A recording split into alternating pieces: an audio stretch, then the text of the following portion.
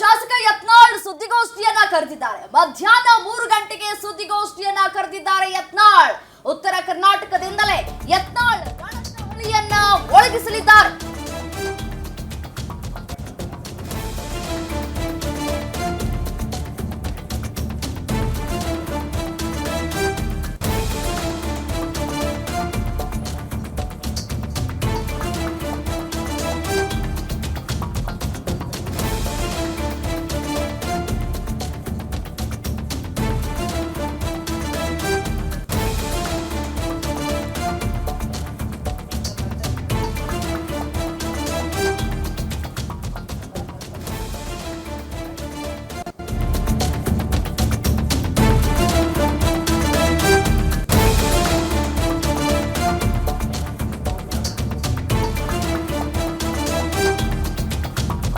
ಉಚ್ಚಾಟನೆ ಬಳಿಕ ಶಾಸಕ ಯತ್ನಾಳ್ ಸುದ್ದಿಗೋಷ್ಠಿ. ಮಧ್ಯಾಹ್ನ 3 ಗಂಟೆಗೆ ಸುದ್ದಿಗೋಷ್ಠಿಯನ್ನ ಕರೆದಿದ್ದಾರೆ ಬಸನಗೌಡ ಪಾಟೀಲ್ ಯತ್ನಾಳ್ ಅವರು. ಉತ್ತರ ಕರ್ನಾಟಕದಿಂದಲೇ ಯತ್ನಾಳ್ ರಣಕಹಳೆಯನ್ನ ಮೊಳಗಿಸ್ತಾರ. ಹಾಗಾದ್ರೆ ಹುಬ್ಬಳ್ಳಿಯಲ್ಲಿ ಸುದ್ದಿಗೋಷ್ಠಿ ನಡೆಸಲಿದ್ದಾರೆ ಬಸನಗೌಡ ಪಾಟೀಲ್ ಯತ್ನಾಳ್. ಬಿಜೆಪಿ ವಿರುದ್ಧ ಹೊಸ ಬಾಂಬ್ ಸಿಡಿಸ್ತಾರ ಶಾಸಕ ಯತ್ನಾಳ್ ಅವರು. ಹೊಸ ಪಕ್ಷದ ಘೋಷಣೆ ಮಾಡ್ತಾರ. ಹಾಗಾದ್ರೆ ಇದು ಎಲ್ಲರಿಗೂ ಇರುವಂತ ಕುತೂಹಲ ಇದೆ. ಗರ್ವಾಪ್ಸಿ ಬಗ್ಗೆ ಏನಾದರೂ ಸುಳಿವು ಕೊಡ್ತಾರಾ? ಸುದ್ದಿಗೋಷ್ಠಿಯಲ್ಲಿ ಏನ್ ಮಾತನಾಡ್ತಾರೆ ಹಿಂದೂ ಹುಲಿ ಬಸನಗೌಡ ಪಾಟೀಲ್ ಯತ್ನಾಳ್? ಹೊಸ ಪಕ್ಷ ಸ್ಥಾಪನೆಯ ಬಗ್ಗೆ ಏನಾದರೂ ಮಾಹಿತಿ ನೀಡ್ತಾರಾ? ಅಥವಾ ವಾಪಸ್ ಗರ್ವಾಪ್ಸಿ ಬಗ್ಗೆ ಏನಾದರೂ ಮಾಹಿತಿ ನೀಡ್ತಾರಾ? ಇಲ್ಲ, ನಾನು ಹೊಸ ಪಕ್ಷ ಕಟ್ಟಲ್ಲ, ನಾನು ಮತ್ತೆ ಬಿಜೆಪಿಗೆ ಬರುವಂತ ಪ್ರಯತ್ನವನ್ನ ಪಡ್ತೀನಿ ಅನ್ನೋ ನಿಟ್ಟಿನಲ್ಲಿ ಏನಾದರೂ ಹೇಳ್ತಾರಾ? ಅಥವಾ ಬಿಜೆಪಿಗೆ ಸೆಡ್ಡು ಹೊಡೆದು ನಿಲ್ತೀನಿ, ಈ ಹಿಂದೆ ಮಾತಾಡಿದ್ರಲ್ಲ ವಿಜಯೇಂದ್ರ ಮತ್ತು ಯಡಿಯೂರಪ್ಪ ಅವರಿಗೆ ಬುದ್ಧಿ ಕಲಿಸೋವರೆಗೂ ನಾನು ಸುಮ್ಮನಿರಲ್ಲ ಅಂತ ಹೇಳಿ, ಅದೇ ಸ್ಟ್ಯಾಂಡ್ ನಲ್ಲಿ ಹೊಸ ಪಕ್ಷ ಘೋಷಣೆ ಏನಾದ್ರೂ ಮಾಡ್ತಾರಾ? ಇದು ಈಗಿರುವಂತ ಕುತೂಹಲದ ಪ್ರಶ್ನೆ. ಬಿಜೆಪಿಯ ಹಿರಿಯ ನಾಯಕರಲ್ಲಿ ಬಸನಗೌಡ ಪಾಟೀಲ್ ಯತ್ನಾಳ್ ಅವರು ಕೂಡ ಒಬ್ಬರಾಗಿದ್ರು. ಆದ್ರೆ ಯಾವಾಗ ವಿಜಯೇಂದ್ರ ಅವರ ವಿರುದ್ಧ ಬಹಿರಂಗವಾಗಿ ವಾಗ್ದಾಳಿಯನ್ನ ನಡೆಸೋದಕ್ಕೆ ಶುರು ಮಾಡಿದ್ರು, ವಾರ್ನಿಂಗ್ ಕೂಡ ಕೊಟ್ಟರು, ಆದ್ರೂ ಕೂಡ ಅದು ಕಂಟಿನ್ಯೂ ಆಯಿತು. ಪದೇ ಪದೇ ವಿಜಯೇಂದ್ರ ಅವರ ವಿರುದ್ಧ ಹರಿಹಾಯ್ತಾನೆ ಬರ್ತಾ ಇದ್ರು. ವಾರ್ನಿಂಗ್ ಮಾಡಿದ್ರು ಕೂಡ ಸೈಲೆಂಟ್ ಆಗಲಿಲ್ಲ. ಹಾಗಾಗಿ ಪಕ್ಷ ಅವರನ್ನ ಉಚ್ಚಾಟನೆ ಮಾಡಿದೆ. ಇದೆಲ್ಲದರ ನಡುವೆ ಅವರ ಟೀಮ್ನ ಸದಸ್ಯರಿದಾರಲ್ಲ, ಇಲ್ಲ ಯತ್ನಾಳ್ ಅವರನ್ನ ನಾವು ಏಕಾಂಗಿಯಾಗಿ ಬಿಡಲ್ಲ, ಅವರನ್ನ ಮತ್ತೊಮ್ಮೆ ಪಕ್ಷಕ್ಕೆ ಕರೆತರುವಂತ ಪ್ರಯತ್ನ ಮಾಡ್ತೀವಿ, ಹೈಕಮಾಂಡ್ ಜೊತೆಗೂ ಕೂಡ ನಾವು ಮಾತುಕತೆಯನ್ನ ನಡೆಸ್ತೀವಿ ಅನ್ನೋ ನಿಟ್ಟಿನಲ್ಲಿ ರಮೇಶ್ ಜಾರಕಿಹೊಳಿ ಅವರು ಜೊತೆಗೆ ಅವರ ಅರವಿಂದ ಲಿಂಬಾವಳಿ ಅವರು ಇವರೆಲ್ಲರೂ ಕೂಡ ಮಾತನಾಡಿದ್ದಾರೆ. ಆದರೆ ಯತ್ನಾಳ್ ಅವರ ನಿರ್ಧಾರ ಏನಾಗಿರುತ್ತೆ? ಯತ್ನಾಳ್ ಅವರು ಮತ್ತೊಮ್ಮೆ ಬಿಜೆಪಿಗೆ ಬರ್ತಾರಾ? ಅವರ ನಡೆ, ಮಾತು, ನುಡಿ ಇದೆಲ್ಲವನ್ನ ಗಮನಿಸಿದ್ರೆ ಅವರು ಮತ್ತೆ ಬಿಜೆಪಿಗೆ ಬರುವ ಲಕ್ಷಣಗಳು ಕಾಣಿಸ್ತಾ ಇಲ್ಲ.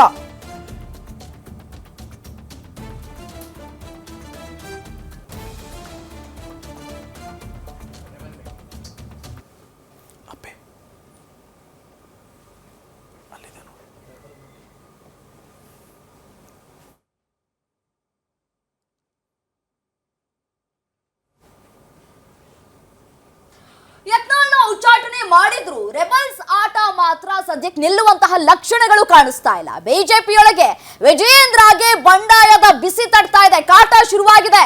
ಹಿಂದೂ ಹುಲಿ ಕಿಕ್ಔಟ್ ಆದ್ರೂ ನಿಲ್ಲದ ಬಂಡಾಯ.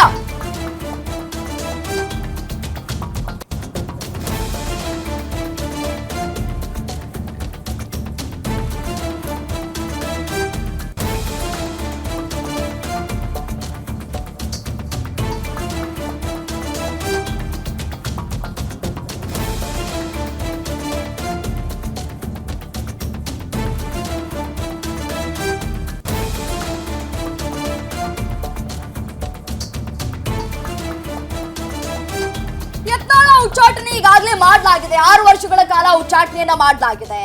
ಹಿಂದೂ ಹುಲಿ ಕಿಕ್ಔಟ್ ಆದ್ರೂ ಕೂಡ ಒಂದ್ ಕಡೆ ವಿಜಯೇಂದ್ರ ಅವರಿಗೆ ಬಂಡಾಯದ ಬಿಸಿ ತಡ್ತಾ ಇದೆ. ಯತ್ನಾಳ್ ಪರ ಗಟ್ಟಿಯಾಗಿ ನಿಂತಿದ್ದಾರೆ ಬಂಡಾಯಗಾರರು. ಶೀಘ್ರವೇ ಯತ್ನಾಳ್ ಪರ ದೆಹಲಿ ದಂಡಯಾತ್ರೆ ಮಾಡೋದು ಫಿಕ್ಸ್. ಯತ್ನಾಳ್ ಉಚ್ಚಾಟನೆ ಆದೇಶ ವಾಪಸ್ ಪಡೆಯೋದಕ್ಕೆ ಒತ್ತಡಗಳು ಕೂಡ ಹೆಚ್ಚಾಗ್ತಾ ಇದೆ. ದೆಹಲಿ ವರಿಷ್ಠರನ್ನ ಭೇಟಿಯಾಗಿ ಒತ್ತಡವನ್ನ ಹಾಕೋದಕ್ಕೆ ಪ್ಲಾನ್ಗಳನ್ನ ಕೂಡ ಈಗಾಗಲೇ ಮಾಡ್ಕೊಳ್ಳಲಾಗ್ತಾ ಇದೆ. ಕುಟುಂಬ ಹಾಗೂ ಹೊಂದಾಣಿಕೆ ರಾಜಕಾರಣ ಮಾಡ್ತಾ ಇರುವಂತಹ ಬಿಜೆಪಿ ರಾಜ್ಯ ಘಟಕದ ಅಧ್ಯಕ್ಷ BY ವಿಜಯೇಂದ್ರ ವಿರುದ್ಧ ಇದೀಗ ಆಕ್ರೋಶಗಳು ಕೂಡ ವ್ಯಕ್ತವಾಗ್ತಾ ಇದೆ. ಅಡ್ಜಸ್ಟ್ಮೆಂಟ್ ರಾಜಕಾರಣ ನಿಲ್ತಾ ಇಲ್ಲ. ಅಡ್ಜಸ್ಟ್ಮೆಂಟ್ ರಾಜಕಾರಣ ನಿಲ್ಲದೆ ಹೋದ್ರೆ ಬಿಜೆಪಿ ಮಖಾಡೆ ಮಲಗೋದು ಬಹುತೇಕ ಖಚಿತ. ಉತ್ತರ ಕರ್ನಾಟಕದಲ್ಲಿ ಪಕ್ಷದ ಪರ ನಿಂತಿದ್ದಾರೆ. ಇದೀಗ ಉಚ್ಚಾಟನೆ ಮಾಡಿದ ನಂತರ ಹಿಂದುತ್ವ ಪರ ಕುಟುಂಬ ರಾಜಕಾರಣವನ್ನ ಪ್ರಶ್ನೆ ಮಾಡ್ತಾ ಇರೋರನ್ನ ಪಕ್ಷದಿಂದ ಉಚ್ಚಾಟನೆ ಮಾಡ್ತಾ ಇರೋದಕ್ಕೆ ಆಕ್ರೋಶಗಳು ಕೂಡ ಇದೀಗ ವ್ಯಕ್ತವಾಗ್ತಾ ಇದೆ. ಇನ್ನು ಮತ್ತೊಂದು ವಿಚಾರ ಏನಪ್ಪಾ ಅಂತಂದ್ರೆ, ಯತ್ನಾಳ್ರವರ ವಾಚಾಳಿತನಕ್ಕೆ ಬ್ರೇಕ್ ಹಾಕಿಲ್ಲ ಅಂತಂದ್ರೆ ಕಷ್ಟ ಅಂತ ಏನ್ ಹೇಳಲಾಗ್ತಾ ಇತ್ತು, ಅದಕ್ಕೆ ಸಿಕ್ಕಂತಹ ಪ್ರತಿಫಲ ಅನ್ನುವಂತಹ ಮಾತುಗಳು ಕೂಡ ಇದೀಗ ರಾಜಕೀಯ ವಲಯದಲ್ಲಿ ಚರ್ಚೆಗೆ ಕೂಡ ಕಾರಣ ಆಗ್ತಾ ಇರುವಂತದ್ದು. ಒಂದ್ ಕಡೆ ಮುಡಾ ಹಗರಣ, ವಾಲ್ಮೀಕಿ ಹಗರಣ, ವಕ್ಫ್ ಹಾಗೂ ಸರ್ಕಾರಿ ಗುತ್ತಿಗೆಗಳಲ್ಲಿ ಮುಸ್ಲಿಮರಿಗೆ ಈಗಾಗಲೇ ಏನು 4% ಅಷ್ಟು ಮೀಸಲಾತಿ ಏನ್ ಕೊಟ್ಟಿದ್ರು, ಅದರ ವಿರುದ್ಧ ಹೋರಾಟವನ್ನ ಮಾಡೋದ್ರಲ್ಲಿ ವಿಜಯೇಂದ್ರ ಎಡವಿದ್ದಾರೆ. ಪಕ್ಷವನ್ನ ಒಮ್ಮೆಲೆ ತೆಗೆದುಕೊಂಡು ಹೋಗೋದಕ್ಕೆ ವಿಜಯೇಂದ್ರ ಅವ್ರ ಕೈಲಿ ಆಗ್ತಾ ಇಲ್ಲ. ಇದ್ಯಾವುದಕ್ಕೂ ಕೂಡ ಅವರು ಹೋರಾಟವನ್ನ ಸರಿಯಾಗಿ ಮಾಡಿಲ್ಲ. ಪಕ್ಷವನ್ನ ಜೊತೆ ಕರ್ಕೊಂಡು ಹೋಗಿ ಅವರು ಹೋರಾಟವನ್ನ ಮಾಡಬೇಕಾಗಿತ್ತು. ಬಟ್ ಆದ್ರೆ ಇದ್ಯಾವುದನ್ನು ಕೂಡ ವಿಜಯೇಂದ್ರ ಮಾಡಿಲ್ಲ ಅನ್ನುವಂತಹ ಮಾತುಗಳು ಪಕ್ಷದಲ್ಲಿ ಇದೀಗ ಕೇಳಿ ಬರ್ತಾ ಇದೆ. ಉಚ್ಚಾಟನೆ ಆಯ್ತು ಯತ್ನಾಳ್ದು, ಒಂದ್ ಕಡೆ ಉಚ್ಚಾಟನೆ ಆದ ನಂತರ ಎಲ್ಲವೂ ಕ್ಲಿಯರ್ ಆಯ್ತು, ನಮ್ ಲೈನ್ ಕ್ಲಿಯರ್ ಆಯ್ತು ಅಂತ ಹೇಳಿ ಹುಸುರು ಬಿಡೋಷ್ಟ್ರಲ್ಲಿ ಇದೀಗ ಮತ್ತೊಂದು ವಿಚಾರ ಮುನ್ನೆಲೆಗೆ ಬರ್ತಾ ಇದೆ. ಯತ್ನಾಳ್ ಪರ ಬ್ಯಾಟ್ ಬೀಸ್ತಾ ಇದ್ದಾರೆ, ಗಟ್ಟಿ ಧ್ವನಿಯಾಗಿ ಮಾತನಾಡ್ತಾ ಇದ್ದಾರೆ ಬಂಡಾಯಗಾರರು. ಅಂದ್ರೆ ವಿಜಯೇಂದ್ರ ಅವರು ಯಾವ ರೀತಿಯಾಗಿ ನಡ್ಕೊಳ್ತಾ ಇದ್ದಾರೆ, ಪಕ್ಷದಲ್ಲಿ ಹೊಂದಾಣಿಕೆ ರಾಜಕಾರಣ ಯಾವ ರೀತಿಯಾಗಿ ಮಾಡ್ತಾ ಇದ್ದಾರೆ ಅನ್ನುವಂತಹ ವಿಚಾರವನ್ನ ವರಿಷ್ಠರಿಗೆ ಅಂದ್ರೆ ಹೈಕಮಾಂಡ್ ನಾಯಕರಿಗೆ ತಲುಪಿಸುವಂತಹ ಕೆಲಸಗಳನ್ನ ಕೂಡ ಈಗಾಗಲೇ ಮಾಡ್ಲಾಗ್ತಾ ಇರುವಂತದ್ದು. ಸೊ ಹಾಗಾಗಿ ವಿಜಯೇಂದ್ರಗೆ ಟೆನ್ಷನ್ ಮೇಲೆ ಟೆನ್ಷನ್ ಹೆಚ್ಚಾಗ್ತಾ ಇದೆ. ಹೇಗಾದ್ರೂ ಮಾಡಿ ಶತಾಯ ಗತಾಯ ಯತ್ನಾಳ್ರವರನ್ನ ಪಕ್ಷಕ್ಕೆ ವಾಪಸ್ ಕರೆದುಕೊಂಡು ಬರಬೇಕು ಅನ್ನುವಂತಹ ಮಾತುಗಳು ಕೂಡ ಇದೀಗ ರಾಜಕೀಯ ವಲಯದಲ್ಲಿ, ಅದರಲ್ಲೂ ಕೂಡ ಯತ್ನಾಳ್ ಪರ ಇರುವಂತವರು ಕೂಡ ಹೇಳ್ತಾ ಇರುವಂತದ್ದು. ಅರವಿಂದ್ ಲಿಂಬಾವಳಿ, ಮತ್ತೊಂದು ಕಡೆ ಬೆಲ್ಲದ್ದು ರಮೇಶ್, ಇನ್ನು ಮತ್ತೊಂದು ಕಡೆ ಕುಮಾರ್ ಬಂಗಾರಪ್ಪ, ಸಂಸದ ಪ್ರತಾಪ್ ಸಿಂಹ ಎಲ್ಲರೂ ಕೂಡ ಸೇರ್ಕೊಂಡು ಇದೀಗ ಹೈಕಮಾಂಡ್ ನಾಯಕರನ್ನ ಭೇಟಿ ಮಾಡಿ ಮಾತುಕತೆಯನ್ನ ನಡೆಸೋದಕ್ಕೆ ಒಂದ್ ಕಡೆ ನಿರ್ಧಾರವನ್ನ ಕೂಡ ಕೈಗೊಂಡಿದ್ದಾರೆ.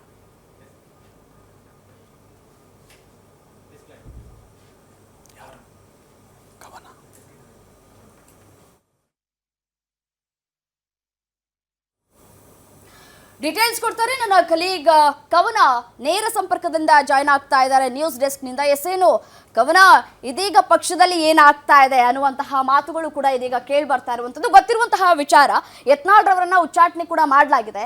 ಅಂತ ಈಶ್ವರಪ್ಪನವರನ್ನೇ ಕೂಡ ಬಿಟ್ಟಿಲ್ಲ ಪಕ್ಷ. ಈಗ ಯತ್ನಾಳ್ ಉಚ್ಚಾಟನೆ ಆಗಿದೆ. ಯಾವ ರೀತಿಯಾದಂತಹ ರಣತಂತ್ರವನ್ನ ಎಣಿತಾ ಇದ್ದಾರೆ, ಅವರನ್ನ ಪಕ್ಷಕ್ಕೆ ಕರೆತರುವಂತಹ ಪ್ರಯತ್ನಗಳು ಯಾವ ರೀತಿಯಾಗಿ ಆಗ್ತಾ ಇದೆ. ಮತ್ತೊಂದು ವಿಚಾರ ಏನಪ್ಪಾ ಅಂತಂದ್ರೆ, ಯತ್ನಾಳ್ರವರು ಸುದ್ದಿಗೋಷ್ಠಿ ಕರೆದಿರುವಂತದ್ದು ಕುತೂಹಲಕ್ಕೆ ಕಾರಣ ಆಗ್ತಾ ಇದೆ. ಏನಿದೆ ನಿಮ್ಮಲ್ಲಿ ಡೀಟೇಲ್ಸ್?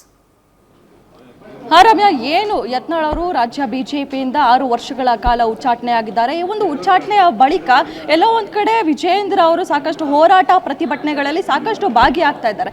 ಆದರೂ ಕೂಡ ಯತ್ನಾಳ್ ಉಚ್ಚಾಟನೆ ಬಳಿಕ ವಿಜಯೇಂದ್ರಗೆ ಟೆನ್ಷನ್ ಇನ್ನೂ ಹೆಚ್ಚಾಗ್ತಾ ಇದೆ ಅಂತಾನೆ ಹೇಳ್ಬೋದು.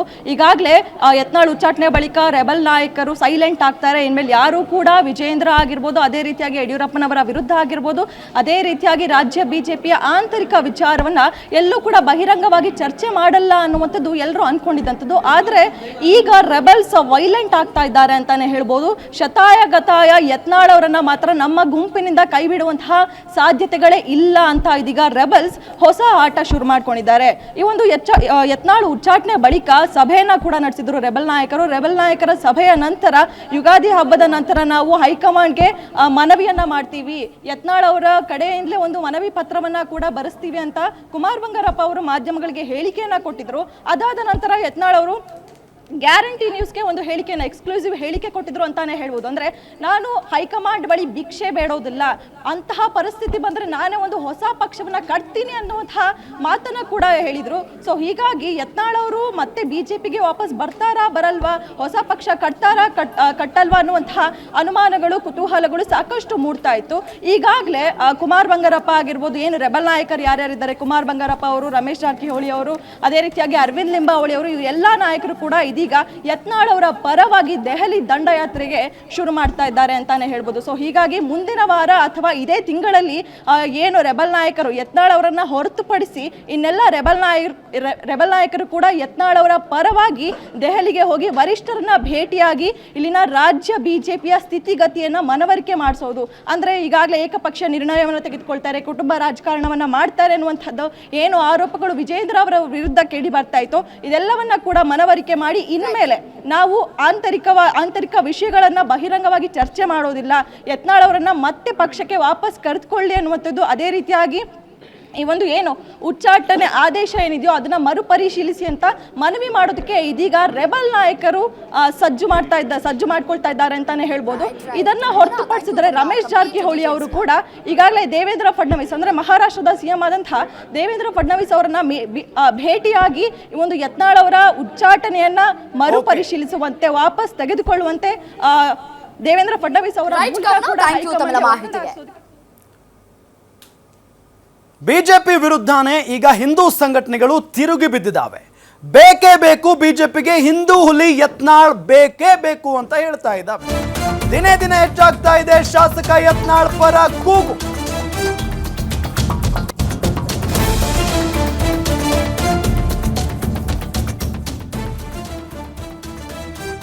ದಿನೇ ದಿನೇ ಹೆಚ್ಚಾಗ್ತಾ ಇದೆ ಶಾಸಕ ಯತ್ನಾಳ್ ಅವರ ಪರವಾಗಿ ಕೂಗು. ಯತ್ನಾಳ್ ಪರ ಹಿಂದೂ ಪರ ಸಂಘಟನೆಗಳು ಒಗ್ಗಟ್ಟಾಗಿ ನಿಂತ್ಕೊಂಡಿದ್ದಾವೆ.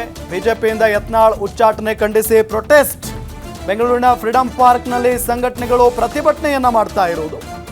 ಬಿಜೆಪಿಗೆ ತಕ್ಕ ಪಾಠ ಕಲಿಸುವುದಾಗಿ ಹೋರಾಟಗಾರರು ಕಿಡಿಕಾರ್ತಾ ಇದ್ದಾರೆ. ಬಿಜೆಪಿ ವಿರುದ್ಧವೇ ಹಿಂದೂ ಸಂಘಟನೆಗಳು ತಿರುಗಿ ಬಿದ್ದಿರೋದನ್ನ ಗಮನಿಸ್ತಾ ಇದ್ದೀವಿ. ಯಾರಿಗೋಸ್ಕರ?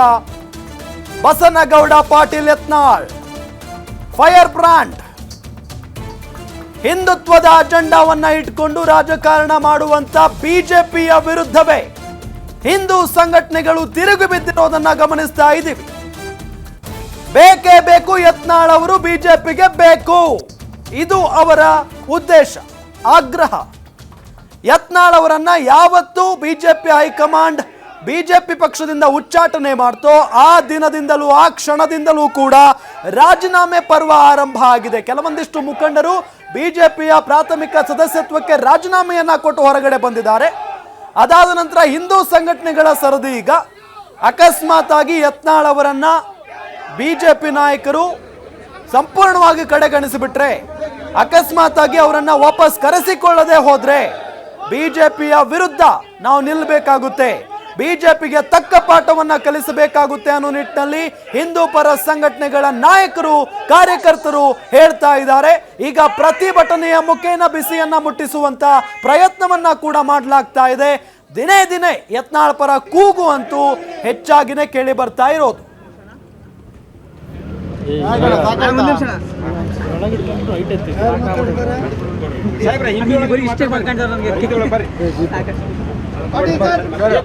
ಭಾರತ್ ಮಾತಾ ಕಿ ಸರ್, ಹಿಂದಕ್ಕೆ ಹೋಗಿ ಸರ್, ಎಲ್ಲರೂ ಹಿಂದೆ ಸರಿಬೇಕು ದಯವಿಟ್ಟು.